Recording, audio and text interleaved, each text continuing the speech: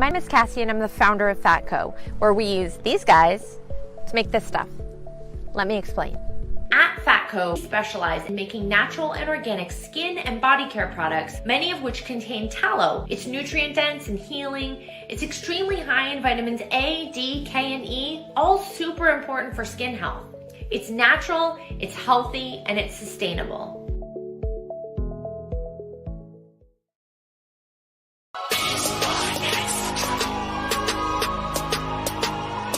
The fact that people are saying, oh yeah, when you're finals MVP, you are now the best player on the planet, to me, that makes no sense whatsoever. I don't care if it's a week, 2, 4, 6, 7, 8. Who do we appreciate? LeBron James. That's who y'all gotta start appreciating. And you gotta stop disrespecting this man. I wish I grew up and was able to play football, because god damn it, Aaron Donald, what a specimen. This dude is winning life. Ladies and gentlemen, welcome to the Prideful podcast. It is your boy Pride, joined by Gonzo. Gonzo, how you feeling, my guy? Not too bad. Waking back up took me a little nap, but did I just see that he got 95 million? Yes, he did. If I'm not mistaken, I believe it's a 2-year deal, 60 million guaranteed. Let me double check.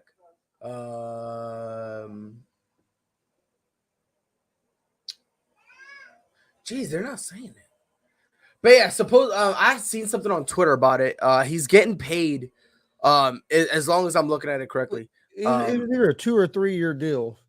I know it was a 2-year deal. I know it's that because he's basically gonna cash out again. Bless his heart. Like, real talk, bless his heart. I don't know. Dude talks retirement, then takes a short deal, gonna be able to re-up again. Mm-hmm. It's wild, man. It's insane.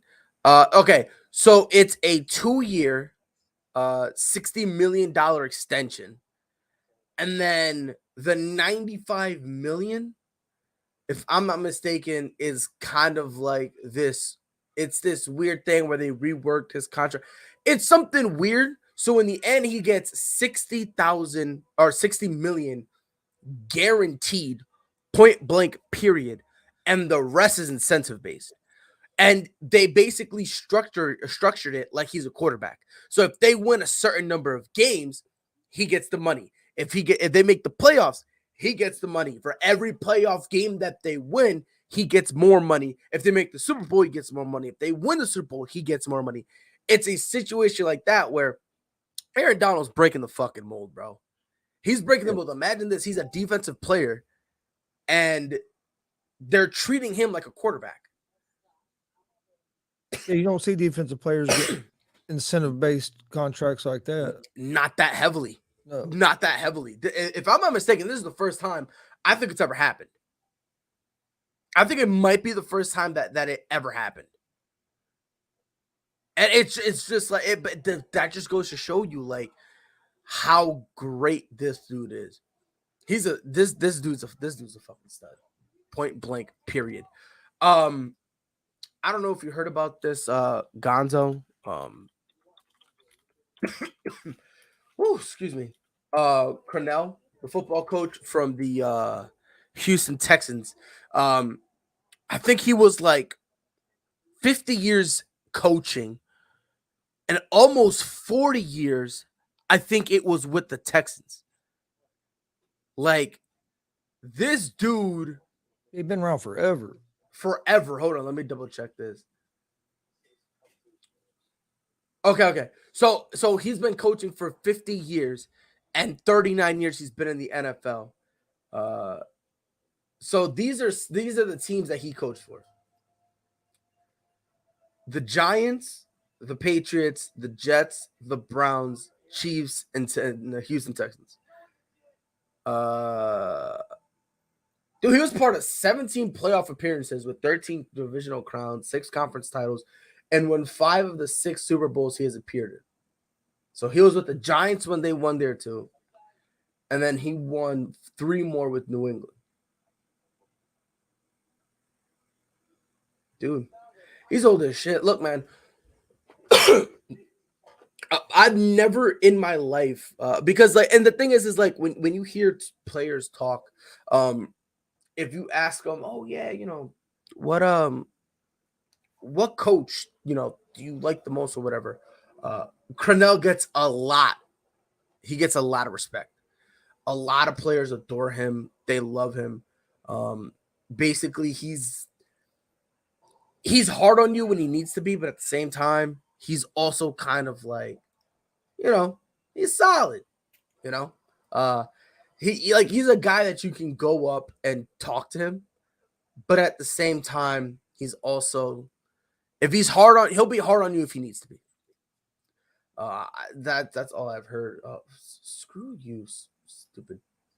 And not all those years, he was only a head coach for a few of those years, if I remember correctly. Yeah, no, he wasn't like he wasn't a head coach dynamo where we had him in there. Like he basically was just like excuse me. Yeah, nah, he was a very beloved guy. So hats off to him, bro. Hats off to him, man. 50 years, bro. Imagine. Anthony Price says, oh, 100%, bro. Anthony Price says, do you know the full details? So basically, he's gonna remain with. Oh no. Oh, okay, there it is. I thought I froze for a second, but jeez, there it is. Can you hear me? Yep. Okay, cool. I can hear you. Can you hear me? No. Yeah, I got you. Okay, I just want to make sure because my computer is acting a little weird. But so no New Year's matter. So he's there for 2 years. He gets guaranteed $65 million over the next 2, and $95 million through the 2024 season. He gets paid. What was it? I think it was like, if you break it down, he's going like, I think it was like 30-40 mil a year, which, shoot, God bless him. Yeah. And the only thing, and before anyone says anything, this is something very important to remember. It is not a restructure. Or I'm sorry, it is not an extension. It's a restructure. So it's not like he added 2 extra years. In 2025, he is still an unrestricted free agent. Like he's still able to dip at the end of this contract anyway. So that is something very important, because a lot of people are making it seem like he signed a 2-year extension. No. They're only messing around with these 2 years, so he can technically still dip. So that is the main thing to worry about. Kenny Moore, the second Dalton Schultz holding out. What are your thoughts on it? Also, I know I did not know you can get fined for missing OTAs. Yes, you can. The most glaring case of that was when Le'Veon Bell did it to the Steelers. Yeah, you can't. And the thing you can't get fined for the voluntary part at the beginning, but once it reaches a certain date, you can get fined. Exactly. Yeah, and they basically differentiate it by calling it voluntary OTAs and then mandatory. You can skip the voluntary OTAs. Those they're like, whatever. If you want to come, sure. Once it's mandatory and you skip, they fine you. I always thought this: once a guy skips his OTAs and you fine him, just trade him. Because now you're already working from a disadvantaged situation where the player doesn't feel valued. So now he doesn't feel valued. You as a team feel slighted because it's like, why are you trying to hold out? And then you fine him.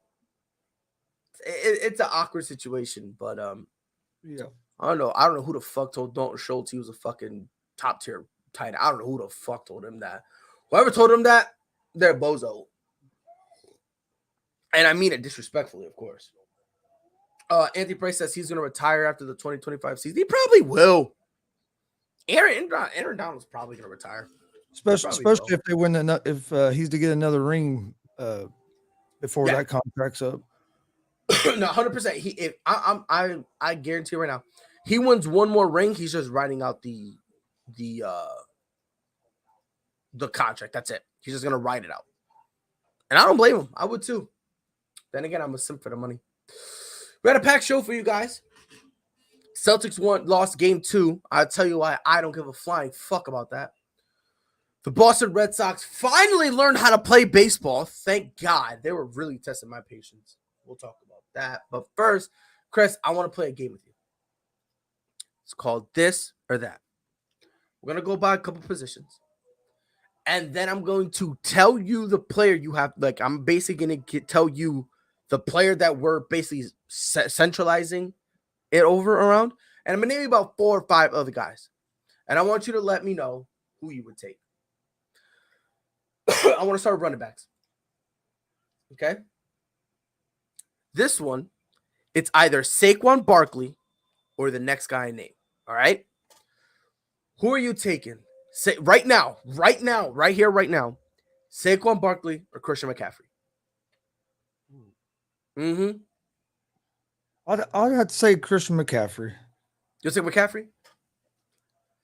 Just because he stays a little bit healthier than what Saquon has. I'll be honest with you. I'm gonna go Saquon, but only because Saquon is in a little bit better position than Christian McCaffrey. And I don't even know if me saying that, if that really means anything, because you're basically going from like trash to recyclables. So it's like, I don't know, but that's just me. Saquon Barkley or Aaron Jones? Jones. I'm gonna tell you, I'm with you. I've said it before. I believe the Green Bay Packers have 2 top 15 running backs in Aaron Jones and AJ Dillon. I'm gonna take Aaron Jones. I think he's a stud. And to me, and honestly, if I think it's gonna be probably 2 more years before Aaron Jones starts cementing himself as a top 5 running back. That's how much I like him. I was surprised that they drafted Dillon when they did because of how good Jones was doing. Oh, me too. But again, it gives you a great 1-2 punch. So I'm not even mad about them. Last one before we move on to the next position: Saquon Barkley or Josh Jacobs? Mm-hmm. Yeah, sit on it. I'd have to go with Jacobs because of the Raiders situation, but Jacobs is kind of in the same situation. Here lately he's had trouble staying healthy as well. Not as bad as Saquon, but right. No, I agree. I'm gonna go. I'm gonna go Josh Jacobs. But again, the thing is Saquon ability wise is as good as any of them, if not better. And that's my only concern with him. I love him on the field. The problem is, can he get on the field? That's really my only problem. Like, I like Saquon. I'm one of the people who believe don't give up on him.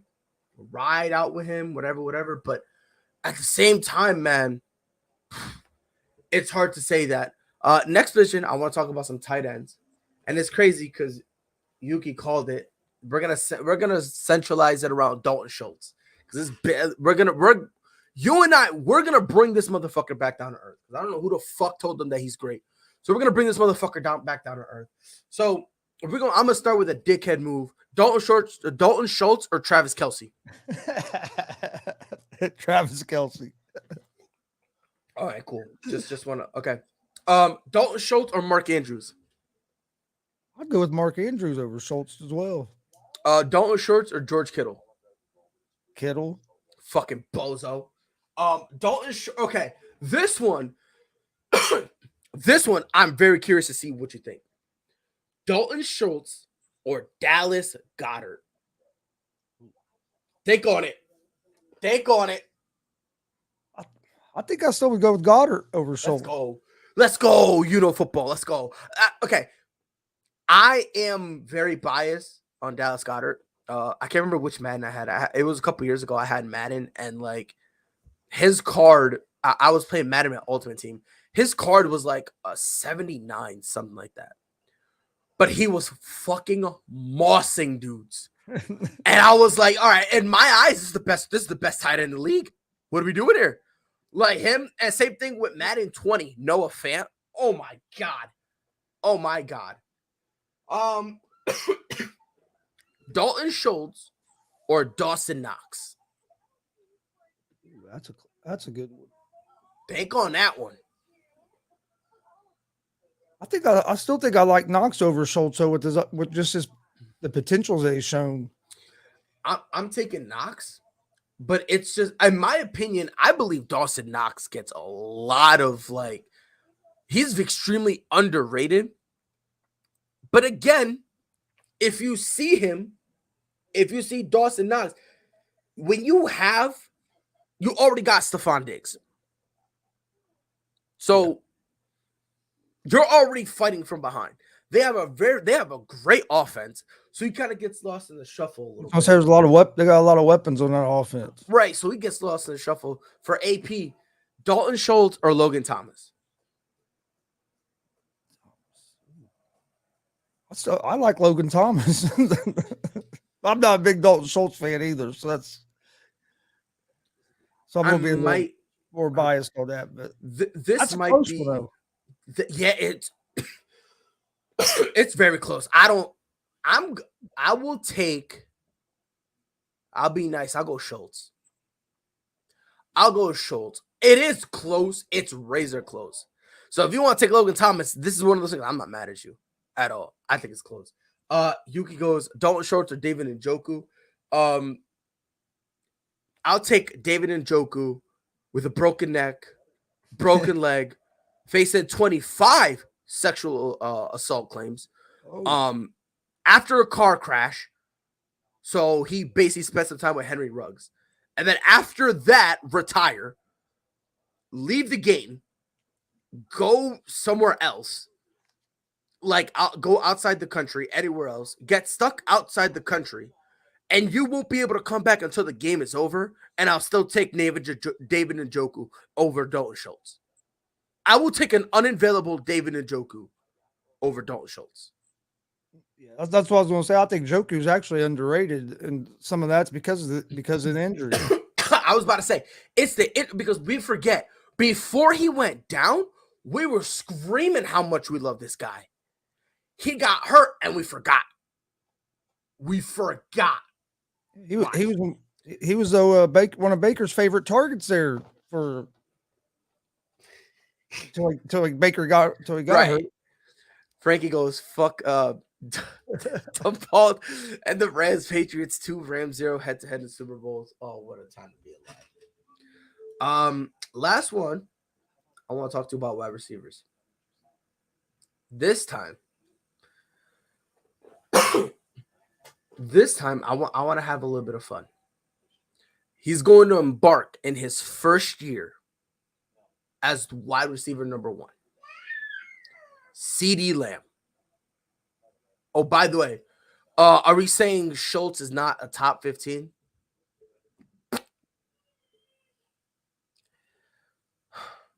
I'm about to look into it. I'd have to look into it. Right now, at best, and this is him praying, God listening to this prayer, and then God speaking to me, and then convincing me to be nice, and then me actually acting upon being nice. At best, 13th. At best. I'd agree with that. I'd have to look real close, but I would, if he is top 15, it ain't going to be higher than 13th, 14th, somewhere around there. Like, I don't, and again, if I'm bugging, maybe I'm bugging, right? People are gonna, but in my opinion, imagine this. You're their starter, but everyone constantly wants you to get replaced by your backup. Like Blake Jarwin, everyone wants Dalton Schultz to get replaced by Blake Jarwin. Let this sink in. Yeah. Imagine if let me think of a solid guy. Imagine this. Imagine if Tom Brady, right, was a starter back in his New England days. Imagine if he was he's a starter. And imagine if people are constantly begging for Brian Hoyer to be the new starter. Yeah. Imagine. Imagine if right now, all of a sudden, like, matter of fact, we don't even have to imagine. Go look at Jimmy G. People are clamoring, like the 49ers fans are clamoring for Trey Lance to get the start, which is why they're thinking about shipping him out of there. But then when you actually look at the picture and you're like, wait a minute, you're talking about a Trey Lance who you guys are using like Taysom Hill and opted out of his final year in college. So you really don't know what you got with him. You guys are willing to gamble with that instead of Jimmy G, who at least took out to a Super Bowl. Let that sink in. We killed Jimmy G for that. Let's be fair here. We killed Jimmy Garoppolo for that. And almost had him back in a second Super Bowl. Think about it. And by the way, for all you bozos who got mad they threw that last second interception, fuck off, all right? I think it was like 3rd and 10. He had to throw the ball because if he takes a sack, it doesn't matter. The game's over. It was over. It was over either way. He had to try something. Exactly. So you got to try something. So I don't want to hear no one say, oh my God, well, he threw an interception. Well, no shit. He had no choice. Like, he had to throw the ball. Dude was getting swung around. Exactly. He has to throw the ball so it's not a sack. And so he throws out of a sack. If that's Aaron Rodgers, everyone is like, oh, poor guy. He was getting hit. I'm not even a Jimmy G fan. He was throwing up a prayer because he had no choice to throw up a prayer. None. The offensive line didn't give him no chance at all. I was about to say, don't get mad at Jimmy G. Talk shit to that offensive line that let 3 guys effortlessly go through. Like, what are we doing here, man? And one of them that you should have been keying on there and Donald like crazy, you know. Yeah. I just don't understand why people got mad at Jimmy G for that. I will never understand it because here's the thing. If he gets sacked, people are shitting on him and saying, oh, you should have taken that sack. Yeah, you can't. He throws out of the sack. Take that sack. Exactly. But then he throws out of the sack. Now everyone is like bitching about him. And it's like, bro, he's getting hit. He's trying to get the ball out because if he doesn't get the ball out, it's over. Well, even that Super Bowl, he missed the guy deep down the field. But if you look at that whole game, their loss wasn't all his fault either. You can't. I'll be honest. I do give him some blame. I do. But this false narrative that people are pushing around that if Jimmy G was the one who's cost them that there were plenty of times where Jimmy G was going through his progressions and he couldn't even get to a second read. I'm gonna say that one more time. He couldn't even get to a second read because the offensive line was selling him out. Let's be honest. Like, and if it wasn't for the offensive pass interference call they called on Kittle before halftime, which was bogus, we probably wouldn't even been having that discussion because the game would have probably been over.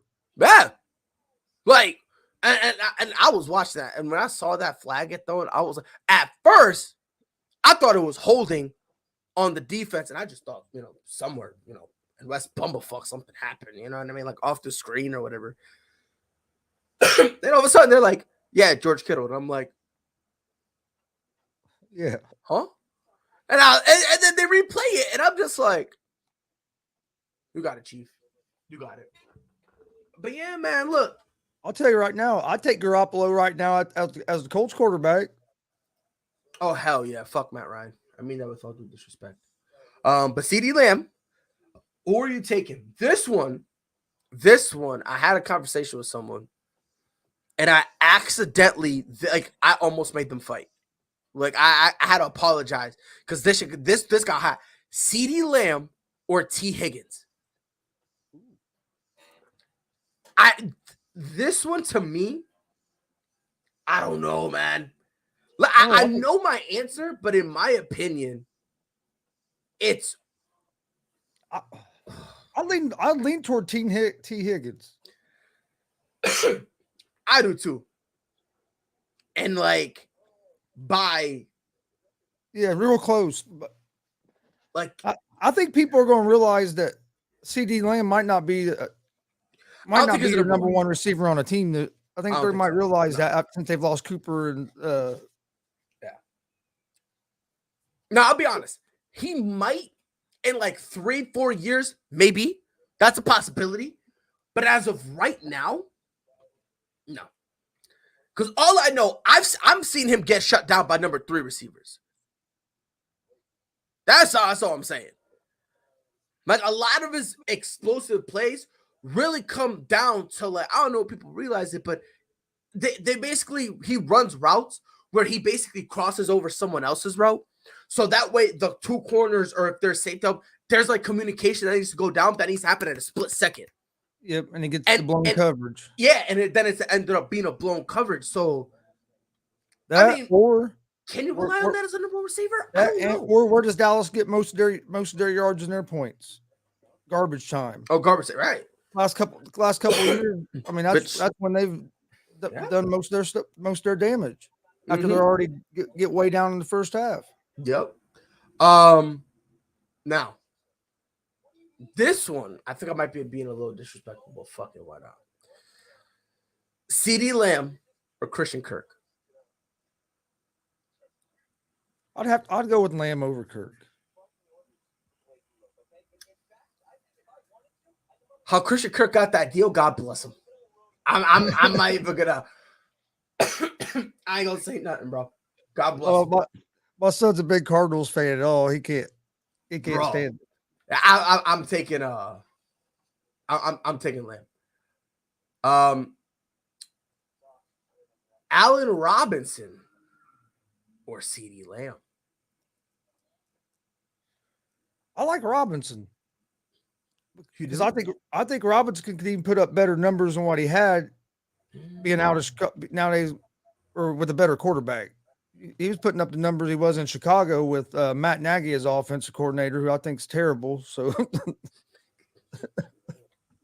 I can't stand Nagy, man. Oh man, the hatred is real. I don't blame you. I hate him too. I don't know how he kept his job as long as he did in Chicago. I'm not mad at you at all for saying that, because well, Nagy, if you do to run 3 or 4 reverses to try to pick up a yard. Yeah, a triple reverse to pick up a yard. No, hit the ball off to your damn running back, or just get that yard. Just get that yard. Just get the yard, and let's move on with our lives. I swear. But dude, I remember I saw him do one of those plays. I think it was last year, and like he literally stood there like real confused, like why didn't it work? And I'm like, all right, go home. Internet says I only see CD good because of Cooper getting all the double teams. Look, Dallas, their wide receiving core, they're fucked. And the reason why I say that is, think about it. You got CeeDee Lamb, who, again, he's not a number one. Now, can he be in a couple years? Perhaps, but as of right now, he's not. I was gonna say maybe a couple years from being a number one. Right. And you know who the number 2 is? Michael Gallup, who at best was their number 3 receiver and came off a torn ACL. I was going to say injuries.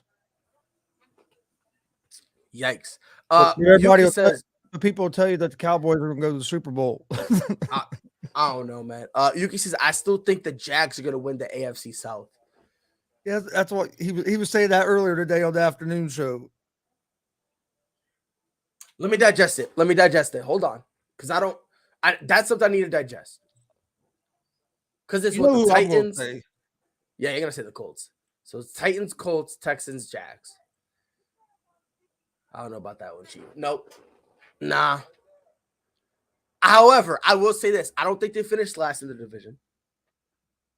I think they're probably like a game or 2 behind whoever's in second, whether it be the Colts or the Titans.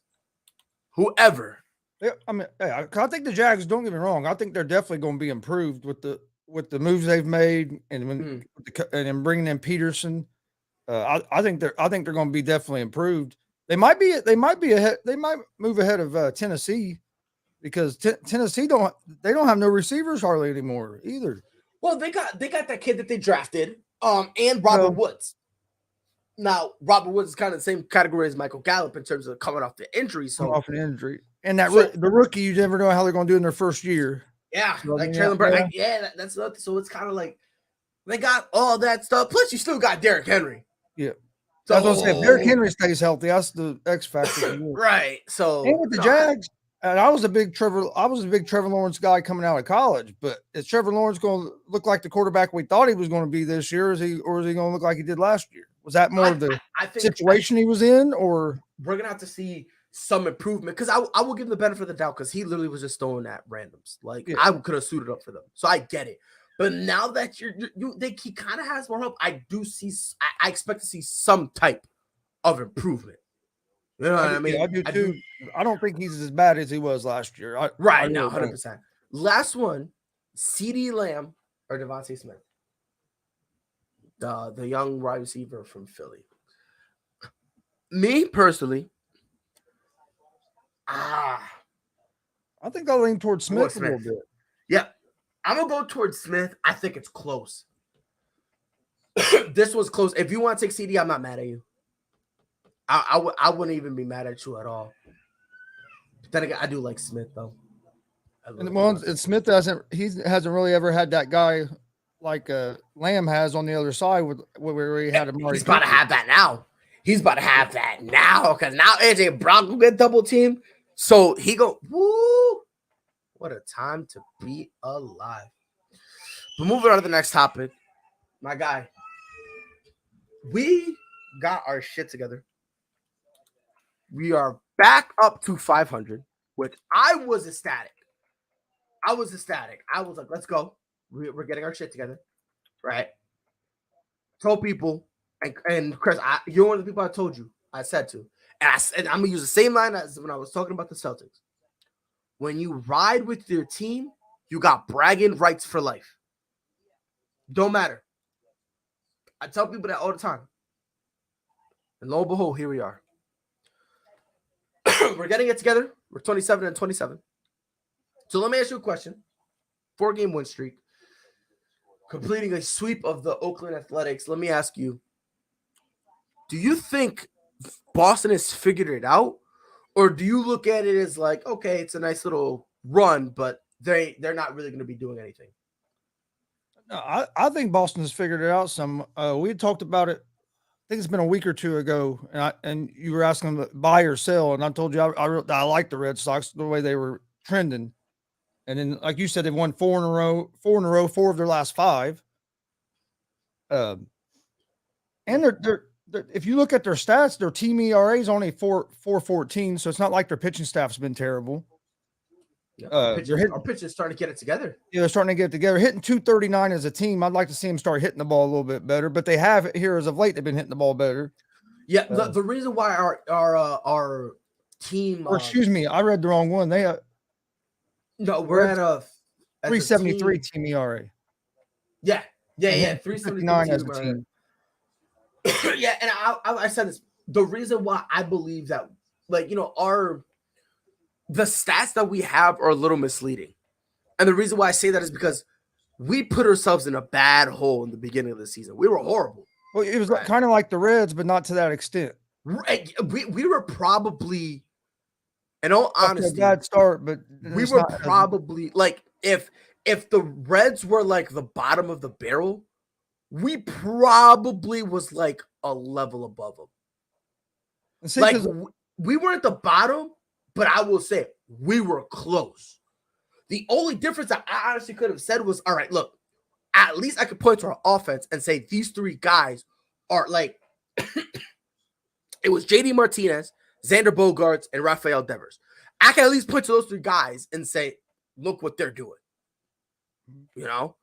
And like, I have the Red Sox winning tonight too. Thank you. The respect is against the Angels. I think we're playing. Yeah, and you got Watch on the mound. He's been pitching good this year. Oh yeah, Michael Walker. He's been pitching like 2.43 ERA, 3-1 record. solid stuff, like 110%. Solid stuff that he's got. And the Angels, who they're playing tonight, they've been kind of disappointing to me. I thought they would be better than what they've been doing this year. Mm-hmm. I'm not an Angels fan either, but I don't know if I would say disappointing. I'd say maybe slightly underwhelming. they're 27-28. You know, like, but then again, in my opinion, I'm not going to say it's disappointing because let's be honest, the Angels have been doing this for how long? Yeah, You know what I mean? Like they're the West Coast Mets. They've been doing this stuff for years. If anything, I'm more surprised that the Mets are like, I don't know, winning. that they haven't fell off yet. I thought for sure by now they'd be going like this. I thought by now, Max Scherzer would come out and say, "Fuck this organization. I hate it. I wish I never came." I expected him to say something like that. And they have one of the better records in the league. They're 37-19. If I'm mistaken, both New York teams are leading. Yep. They're in the top of their respective division. Like they're up top. Like bless their hearts. Gridiron Yuki says, "Who is the most fraudulent MLB team so far?"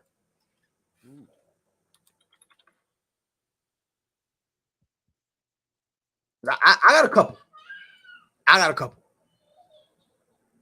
say Toronto I'd put up there because I don't think they're as good as they've been playing. I'm trying to think who else. I would have said the Mets if you'd asked me a couple weeks ago, but it's I got to get saying that now because they haven't failed. Now, if we had this conversation 2 weeks ago, let me ask you something. Let me throw out a couple teams, and I want you to let me know whether or not you believe they're fraudulent. Okay, Milwaukee Brewers.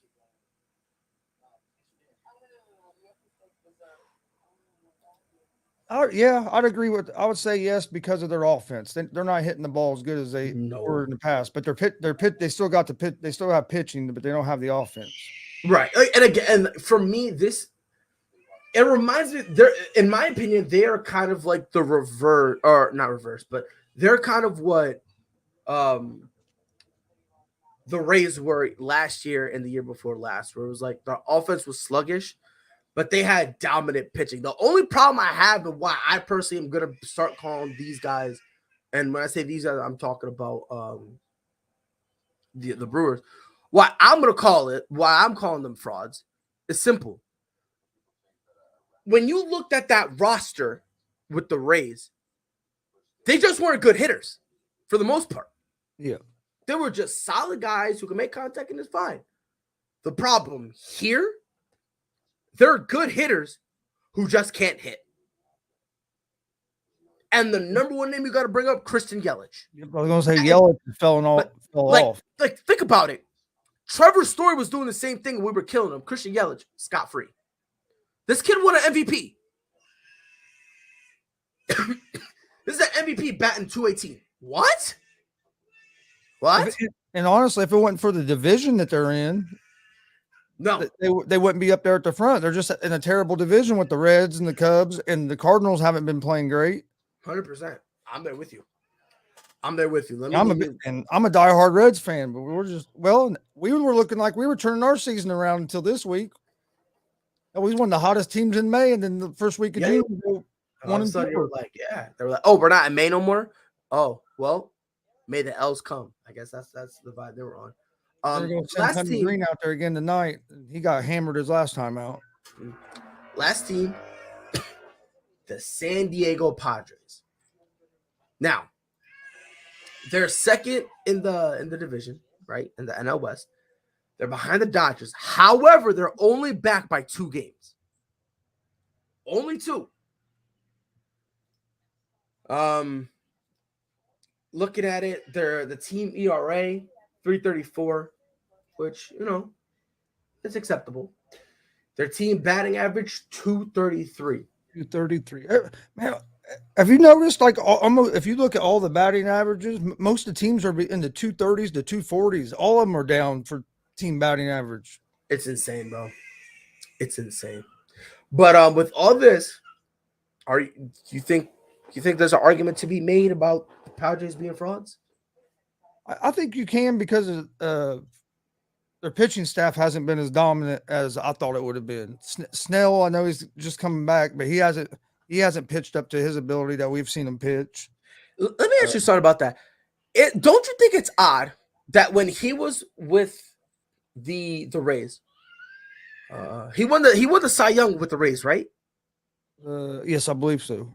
Yeah, okay. I think it was the same year. Matter of fact, the same year they went to the World Series, right? We looked at him as a top guy, all this stuff. He goes to San Diego, and I don't want to say he's a bum, but it's almost as if he stopped being a number one. Yeah. And it's like as soon as he got to San Diego, all of a sudden, he fits more as like a 3-hole pitcher. And I just wanted to make sure because I don't know what it was, but when Blake Snell left Tampa, that didn't sit right with me. But I was like, you know what? I get it. And the World Series, you just got pulled out. You was on it. You was on your stuff. So I get it. But then all of a sudden, he gets to San Diego and just Hasn't been the same guy. And he lost his velocity, location. His fastball almost sometimes resembles a changeup. But then when they replay and you show the grip, it's a 4-seam. And it's bizarre. It's so bizarre. But I just wanted to throw that out there just in case. He hasn't pitched much this year. He's only pitched 15 innings. That's it. Yeah, he only made three appearances. He only made 3 appearances. Almost a 5. He's almost up at that 5 ERA. Yep, 4.8, which is not looking good for them. Their team I would put probably right there on the edge because of their pitching. I thought their pitching would be better than what it is, and I thought that's what was going where I thought they might go ahead of the Dodgers, but I don't see the Dodgers. I'm with you. I mean, look what the Dodgers lost Bauer. I mean, look who all they've lost, and they're still at the top. If we're gonna be honest. Last topic I want to get into with you. Golden State to beat Boston. You know, clap, clap, clap. Congratulations to them. A tale of two different games here. If we're gonna be honest. But here's the question I have for you. Did the Boston Celtics sell the game, and did they basically like just come out and just lose it, or did Golden State, excuse me, did Golden State come out, just assert the dominance and basically won the game? I think it's a little bit of a combination of both. I'll be honest, I didn't watch all the game. I was watching the WWE last night. Me and Dad done and watch along for that, but I saw highlights and I watched some of the game when they replayed it. I was watching both. I was trying to watch both, but damn, my stream on my other computer wasn't to work very good. But what I saw, plus you know how they replay the game later that night, like at 2 a.m. Right. I couldn't sleep, so I watched the first half back last night. The first half was competitive. It was. They were right in the game, and then in the third quarter, Boston did not. They didn't show up for the third quarter, and the Warriors went on their third quarter runs. It was kind of reminiscent of Game 1 except it was the fourth quarter when the Boston went on that big run against the Warriors. I think the Celtics relaxed a little bit. I really do. I think they stole that. They got that first game, if you want to call it a steal, but you know what I mean. They stole a game on the road, and I think they kind of went in that second game where you had house money. But man, if you win that game last night, to me the series is over. If you get up 2-0, man, and especially winning the first 2 on the road, the Celtics would be sitting great. And it was like they let up going in after halftime, let up, and they let that chance slip through their hands. Here's my thing. So first and foremost, I said this I said this yesterday. Oh no. I said this a couple weeks ago. If in order for the Celtics to win, they got to take care of the ball. Yeah, turnovers. I said, and this is my exact quote: "We can't turn the ball over 20 times, look in the mirror, and say, damn, we should have won.'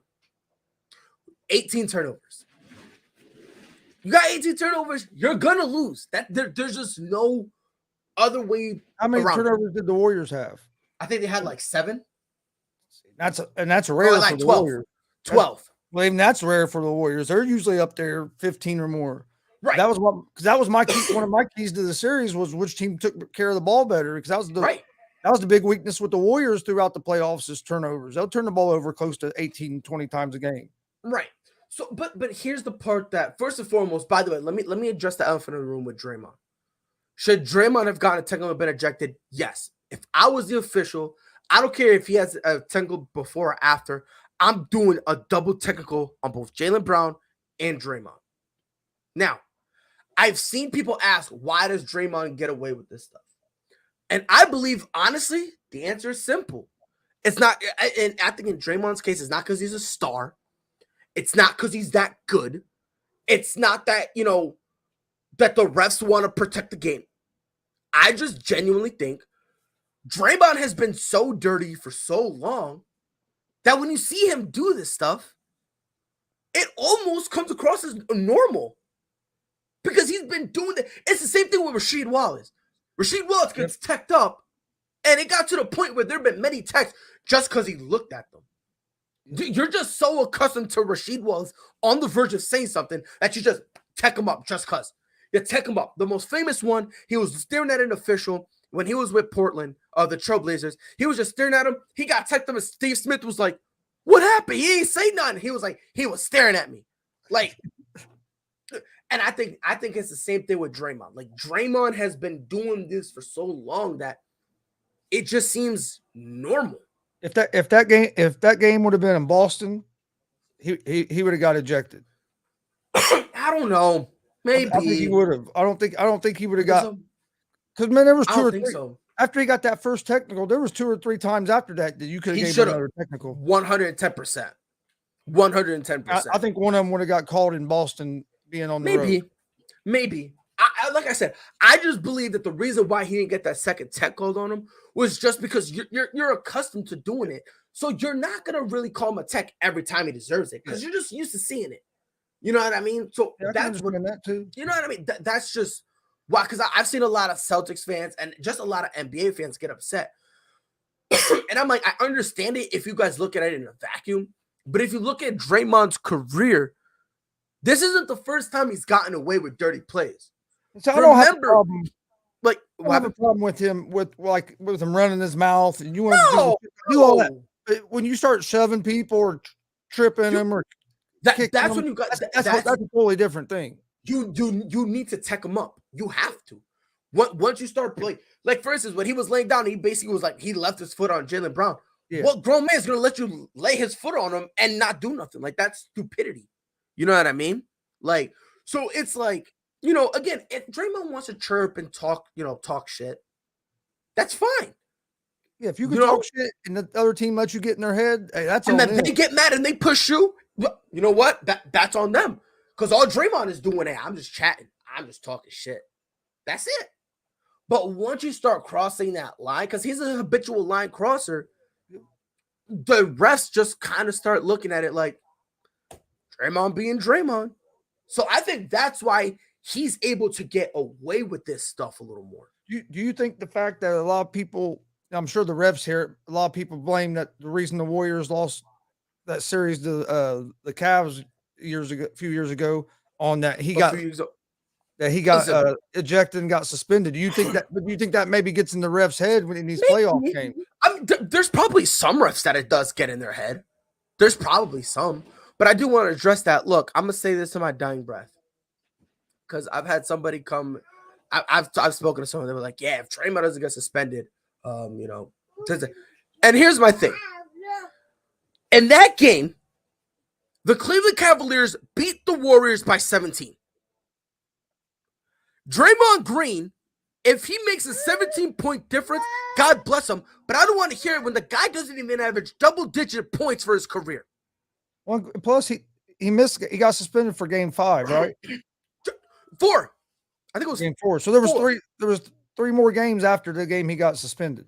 He at least played 2 more games, bare minimum. If I'm mistaken, I think it was 4. It was either 4 or 5. I think you're right on 4. But either way, he had. Yeah. I think either 4 or 5, but he came back and played in at least the next 2 games. Yeah. And got smacked.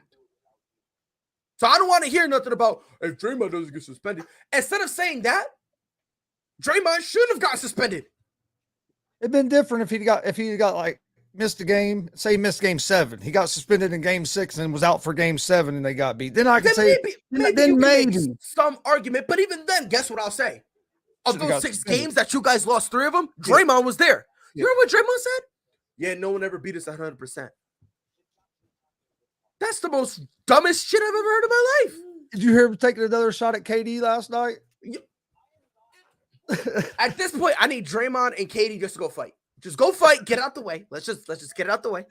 Even when KD was here, Steph was the one that got our offense started. I'm like, damn, dude, why did you say that KD on your stop dream? it? Because you know KD's gonna say something back. Stop it. Like, what are you doing, bro? Like, what are you doing? Draymond just be talking. I swear to God, I'm convinced Draymond is kind of like me in the sense that he talks just to hear himself. Swear to God. UK says KD versus Draymond in a boxing match. Who would win? I don't know. Because Draymond will get disqualified because they'll kick him in the nuts. And KD will probably be like, I don't feel safe and get out the ring. So I don't know. I don't know. I'll tell you this right now. If someone's getting disqualified. Hey, everybody likes doing them celebrity boxing matches, and they need to put that together. 100%. This offseason, KD versus Draymond, I need a book. But back real quick to the Celtics. Look, like I said, turning the ball over 18 times, that's not, again, I don't care what team you're playing. You could play the Houston Rockets. You could play the Orlando Magic. You could play the Detroit Pistons. Doesn't matter. 18 turnovers, it's not that's not going to do it. But here's the point everybody's missing, right? The Boston Celtics did their job. We went to Golden State, and our job. So what? You wanted them to just be 2-0? So okay, I say the logical thing that Boston should have been, 1-1. That's fine. The kids are mad at me because I guess, okay, 4-0, is that better? I get no respect in this household. No respect. But Boston did their job. They were like, look, if we go back to Boston with a split series, we're comfortable. We're good with that. And I don't blame them. I would be too, And I think that's why I lean toward that they kind of let up some in that third quarter. They didn't come out in the second half with the same intensity as in the first half. Right. And by the way, I don't want anyone to say nothing about, oh yeah, look, we had Jaylen Brown gave us 17 and Jason Tatum gave us 28. The next highest point total by a player was Derek White with 12. Everyone else is 11 or 12. Yeah, 12, single digits. And I've been asking people this. Nobody wants to talk to me. Do you genuinely believe Al Horford is going to go for 2 points again? Do you? And I'm not saying Al Horford's going to go out there and he's going to give me 26 again. Yeah, I'm not going to say he's going to do what he done in game 1, but he's not going to do what he done in game 2. Somewhere in the middle. 8 to 12. Yep. If we get 8 to 12 from him, and you really think Marcus Smart is only going to give us 2 points next time? Be honest. Is he really only going to give us 22 next time? You really think Grant Williams is only going to shoot the ball twice? Like, and if you say yes, you're an idiot. With all due disrespect. And Tatum hasn't had one of his best games yet. No. He shot the ball terrible in game 1. Don't get me wrong. He affected the game a lot with his passing, had 13 assists or whatever. He affected the game in other ways. Yeah, but the buckets wasn't falling. Yeah. And yesterday he shot a little bit better, but he's still wasn't as efficient as he usually is. Listen, we did our job. We split. Period. That's it. We went to Golden State thinking Sure, listen, you want to be 2-0. You do, right? If you could, you would sweep every series if you could. However, sometimes you need to think logically. And right now, the Boston is going to look. If we go back to Boston 1-1, I'm comfortable with where we are. And where are we at? 1-1. Heading back to Boston. And just like if the Warriors can go 1-1 in Boston, they're going to feel good about going back to Golden State. And that's the thing with Golden State. Golden State is like, look, we need one game. We at the bare minimum need one game. Yeah, you don't want to go down 3-1. That's it. If you give us one game, we're good. And that's going to be their mindset heading in. And it comes basically best of three. Yeah, I just love it how it went when it was game one. It was like, oh yeah, the Boston Celtics stole a game. And then when it was Golden State one, it was like, oh yeah, Golden State dominated. I'm like, bro, if your takeaway was Golden State dominated, bro, with all due disrespect, you're a fucking moron. Like, no. I'm going to start saying this. Instead of calling people morons, I'm going to call them a mark. I'm going to be like MJF. You're a mark. By the way, Chris, I don't know if you read the messages. I am convinced Cody Rhodes is not really hurt. That was spray paint. Towards the end of the match, I saw some of it rubbing off. And I will say this. If Tony Khan, if instead of in WWE, Cody was in AEW, if Tony Khan let Cody go out there like that, I promise you, hashtag cancel AEW would be trending. Swear to God. The perks of being Vincent Kennedy McMahon, bro. I'm interested to see what he comes out and says, what Rhodes is going to come out and say tonight. Yeah, he's probably going to come out. In all honesty, this is what I think he's going to do. He's going to come out and say, look, I'm fucked. I got to get surgery, but I'll be back better than ever. Better than ever. I guess after the pay-per-view ended last night, he said it was his decision to wrestle with nobody else's and stuff. Right, yeah. Like he said something along the lines of like, the company didn't want me to. I had to sign something and say he basically was trying to take the load off the company, which I get. Cool. But by the way, he's winning the Royal Rumble. So I'll tell you what, though, that match was a better match than what I thought it was going to be. I had somebody tell me that the Hell in a Cell pay-per-view, or I'm sorry, premium live event was a banger. I'm like, huh? I'm like, this was arguably a weak pay-per-view. And at best, it was mid. At best. Honestly, the Judgment Day versus AJ Styles, Finn Balor, and Liv Morgan, I thought that was underwhelming. I thought that was extremely underwhelming, in my opinion. The women's match was a banger. Oh yeah, the one they kicked off the show with. Hell yeah! Anytime I get to see Asuka on my screen, dude, like, bro, like. That was probably the best match of the night. Honestly, it was. And because remember, we haven't seen Asuka in a grip. So her coming back, I was like, let's go. Asuka, let's go. I was hyped. Becky Lynch still doing Becky Lynch things. And then Bianca Belair just being the EST. What? And then Madcap Moss versus Baron Corbin. I don't know what happened. I went to pee and came back, and Happy Corbin was in a neck brace. What happened? I don't know. I've never been so confused in my entire life. I literally went. Oh, so you missed the end of it? I must have. Because I was watching, I was like, okay, you know, in my opinion, I was like, this isn't a match I would have on a pay-per-view. This is just a match that they threw in there because Roman didn't want to work. The Usos were just chilling. And they were like, quick, we need one more match. So they threw that in there. But I peed, come back, and all of a sudden he's in a neck brace, and I'm like, the only thing left is for them to put the face mask upside down like they did to MJF. And I was like, honestly, if the WWE doesn't do this, they're missing a huge opportunity. Yeah, he took the stairs and hit him, put the chair around his neck, and then took the stairs and slammed it on top of that chair on his head. I like how they changed him though. I like how they changed him. How he's not Madcap, like that little. Oh yeah, because the dude has talent. I like now that he's not so gimmicky with the suspenders and stuff. He actually looks like a mean dude now. Right.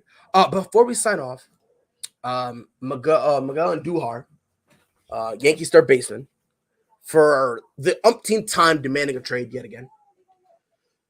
I don't blame him at all. The Yankees keep saying, "Oh yeah, he's a good glove." You know, they hype him up, and then you go get Josh Donaldson. Okay, whatever. Okay. Let me ask you something. Do you see any legitimate fits for Andujar? Do you think that there's any team that should go for him that could use him, or are you kind of like, look, he's kind of damaged goods and just don't even try it? I could actually see him fit. I'm surprised I'm going to say this just because I'm not usually big on getting Yankee players, but I could kind of see him Reds? fitting with the Reds. Yep. Over at third, because we have Moustakas that plays over there, but he hasn't been able to stay healthy. And here lately, we've been playing him at first base anyway. Right. And you can play him at first, and you can use Votto as a DH. Right, because that's what I was gonna say. Like, or you can use Moustakas as a DH.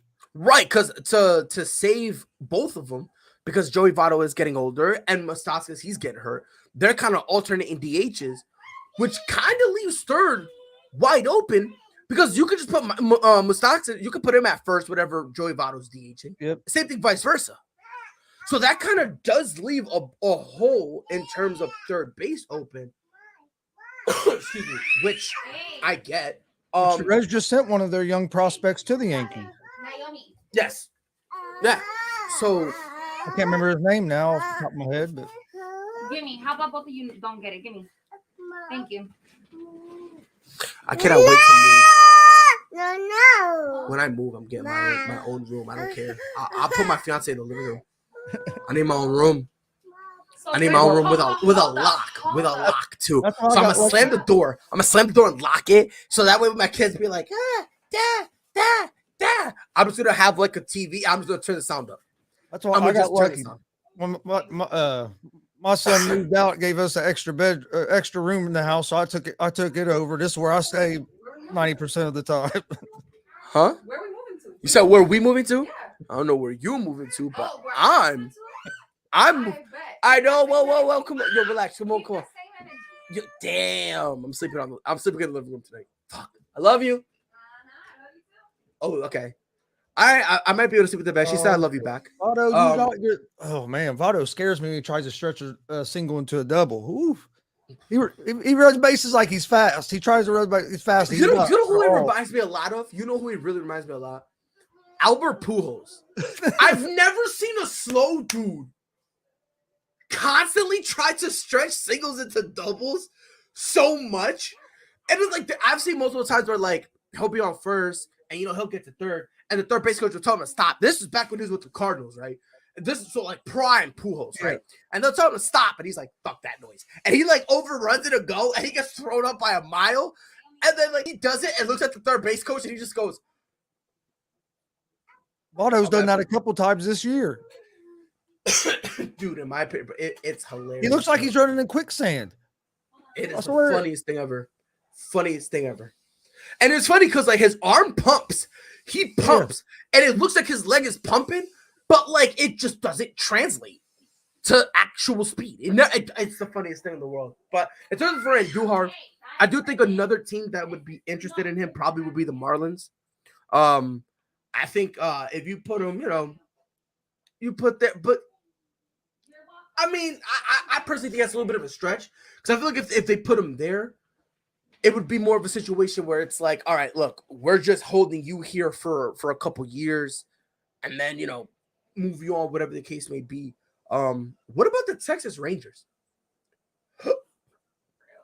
Yeah, I could see maybe the Rangers.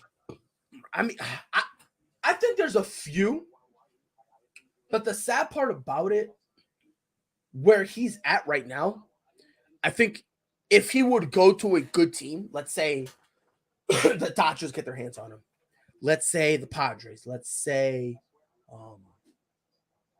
the Mets, like one of those top teams. The sad part about it is he's pretty much going to be in the same situation. Yeah, he might play a few more games, but that's really it. It's not going to be anything, frankly, worth being traded over.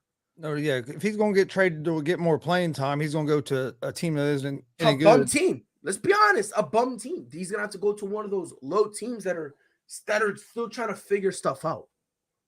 You know, but damn, Reds are about ready to knock Bumgarner out of the game in the first inning. I like to see. You see, and it's funny because you were just like, oh, we were just, not me. I was just talking shit, saying how the Reds were, how they sucked, and yeah, Madison Bumgarner has not looked nice, bro. He's struggling. He has 2 outs, so they might only give up the 1 run, but they've already made a pitching. They've already came out and talked to him. Yeah. And there have been rumors that he's kind of been pitching through an injury, so let's see what happens. But that's enough for us. Appreciate you guys watching the Prideful Takes podcast. Follow us on Twitter at Prideful Takes. Any news you guys want us to talk about, feel free to tag us. Catch us on Facebook at Prideful Takes and also on YouTube at Prideful Takes.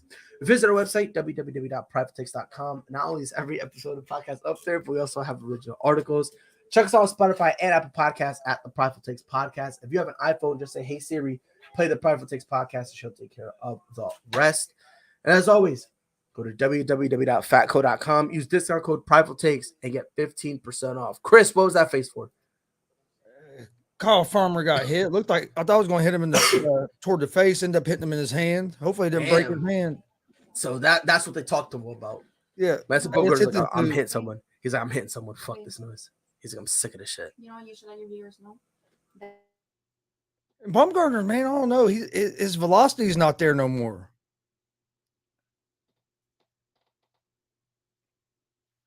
Even when he rears back to throw a fastball, his velocity is not there anymore.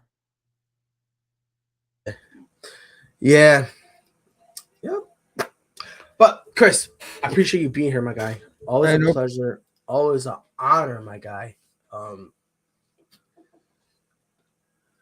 Cincinnati sucks. Fuck the Colts. Pacers dog shit. There we go. So a few parting jabs before we hop out of here. But on behalf of Gonzo, as your boy Pride, I'll be back here on Wednesday. Until then, y'all know what to do. Be safe. Knew where that was going. That was a great read. Oh, Lillard from the logo. That'll quiet the 2 on the season. 2nd and 1 for the Bills. They handle the rush. Allen looking. End zone. To Shohei Ohtani. Center field. Let's watch it go. Did several of those inside low kicks.